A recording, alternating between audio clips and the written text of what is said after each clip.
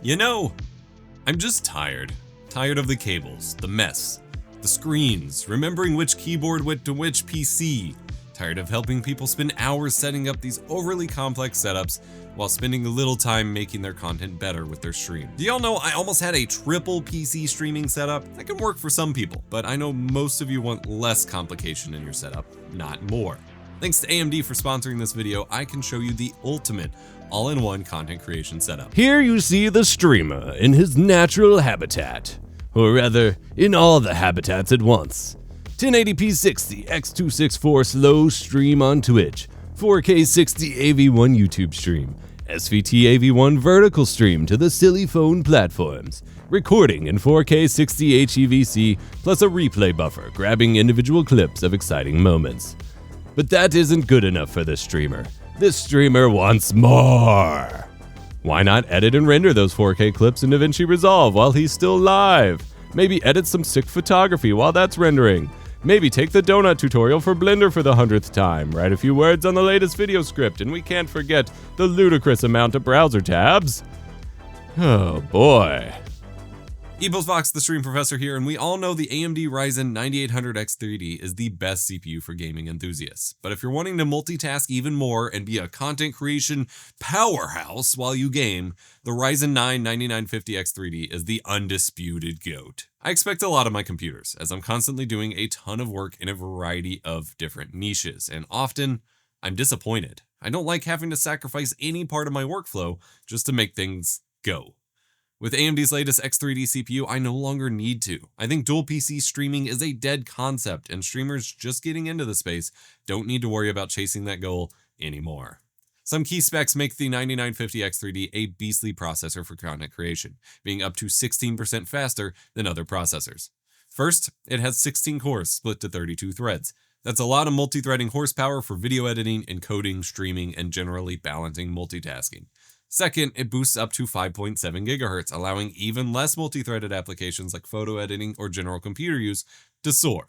And of course, there's that 3D part. There's the second generation 3D V-cache. This takes a high capacity cache for the processor and stacks it below the processor cores, which helps keep both the cores and the cache cooler, reduces latency between the cache and the rest of the processor significantly, and speeds up both games and photo and video work. In the real world, that translates to top scores in the Puget benchmarking suite for DaVinci Resolve and Adobe Photoshop, impressive CPU-only Blender benchmark scores, and rock-solid Cinebench scores for both single and multi-core renders. I don't like relying just on pre-made benchmarks, so I have my own beefy Resolve edit project as a sample, packed full of different codecs, effects, 8K raw footage, color grades, and so on. The Ryzen 9950X3D rendered this 4K 60 project to a CPU-encoded H.265 file for YouTube in less than 6.5 minutes, and to a ProRes 422HQ master file in just 2.5 minutes. That's crazy fast, and again, I was just using CPU encoding for that. Wild. The timeline performance while editing was stellar too. Seek times, edits, all of it just fantastic. Again, I'm using a variety of codecs for source footage, H.264, H.265, ProRes, and even 8K Canon RAW footage, and had no slowdowns or hiccups whatsoever. You could edit an 8K HDR feature film on this with no concerns about performance if you wanted. We're just making YouTube videos here though, so you have enough horsepower to last you for a very long time. Naturally, that led me to start testing stream performance. I tend to avoid using X264 for OBS these days, but this CPU does not disappoint if you did want to use it. I just keep being blown away by the performance here. The X264 CPU encoder is divided into usage presets that act as quality levels. Faster is what most people use. It's fast enough to not hurt your game too much, but doesn't always look amazing. Medium is the kind of benchmark target quality level to hit for ideal quality. Slow is that dream target that isn't really designed for real-time encoding, but people still chase it for the best possible quality at low bit rates. I've infamously said that people need to stop chasing X264 slow because it's not realistic. Well, not only is X264 slow now realistic at 1080p 60 FPS, you can kind of do a lot more. Depending on the game, X264 slow at 1440p 60 FPS is doable, and if you drop the resolution just a hair to 864p, you can actually squeeze out X264 slower at 60 FPS too. This is seriously impressive. If we drop to 720p, you can do X264 slow at 120 FPS for high frame rate videos or easy slow-mo clips, which is not something I expected it to be able to pull off. All of this is without any real significant impact to the game frame rate. Again, that will depend on the game. If you want to stream 4K to YouTube, the GPU encoders balance the load here perfectly, but you can even manage X264 faster at 4K without issue. SVT AV1 is the preferred CPU encoder for the AV1 codec, a newer, higher efficiency video codec that gets you a lot more quality for your given bitrate. It has a similar quality profile setup to X264, where the smaller the preset number, the higher the quality at a cost of performance. The default 8 quality level is doable just fine at 1080p 60fps on the 9950X3D, but in some games I managed to push that preset number down to 7 and even 6, which is the slowest, hardest to encode preset included in OBS. I've never been able to do that before.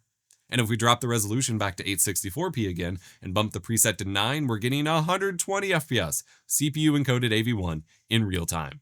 These are bananas capabilities that all just mean you won't have to worry about any sort of performance issues when streaming just about anything on this legend of a processor. I did want to push it further though. I want to say X264, CBR 7500. Resize the 1080p, keyframe interval 2 seconds, CPU usage preset. We're gonna start with slow. We are on slow, X264 slow. Okay, so the vertical stream, which is currently down, I need to get it up really quickly here. The vertical stream was using SVT AV1. Like, I want to be clear about that real quick here. I'll pull up the desktop scene. I know the vertical stream is going offline. If I pull up my settings, it was using SVT AV1. It wasn't using X264. If you are unaware, this encoder is very intense to run. I left it on the AV1 CPU encoder, not X264. So it was working way harder than it needed to. That is hilarious. All right, we're going to try X264 medium. So no wonder things were crazy. We have so much more headroom now. What? But it's still fine. We are encoding 4K 60 ProRes 422HQ. X264 slow for 1080p 60.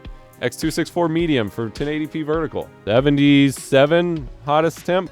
Yeah, so I got like a 240 mil AIO from Corsair. 75. Running perfectly cool.